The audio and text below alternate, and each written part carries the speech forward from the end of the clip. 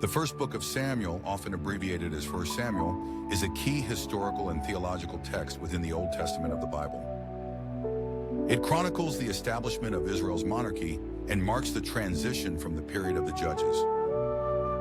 The book is divided into three main sections: the narrative of Samuel, the rise and fall of Saul, and the introduction of David as a pivotal character in Israel's history. The story begins with the birth of Samuel, whose mother Hannah had been barren for many years. In her deep distress, Hannah prays earnestly to God and vows that if he grants her a child, she will dedicate him to the Lord's service. God hears her plea and Samuel is born. True to her vow, Hannah brings Samuel to the temple to serve under the high priest Eli. Samuel grows up to be a prophet and a judge, known for his righteousness and dedication to God. As Samuel ages, the Israelites demand a king to govern them, like other nations. Despite his reservations and guided by God's direction, Samuel anoints Saul as the first king of Israel.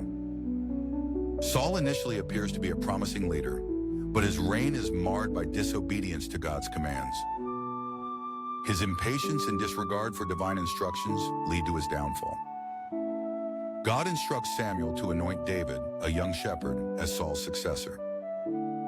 David's introduction to the royal court comes through his legendary encounter with the Philistine giant Goliath, whom he defeats with a single stone and a slingshot. This victory catapults David to national fame, but it also ignites Saul's jealousy. As Saul becomes increasingly paranoid and tyrannical, David gains popularity and support, ultimately leading to Saul's attempts to kill him. The narrative details David's wise and strategic moves to evade Saul, demonstrating his growing leadership skills and reliance on God. The book concludes with Saul's tragic end in a battle against the Philistines, paving the way for David's ascension to the throne.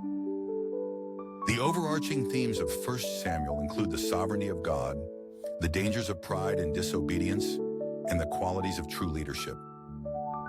Through its vivid storytelling and complex characters, the book conveys deep theological insights and lessons that have resonated with readers for centuries.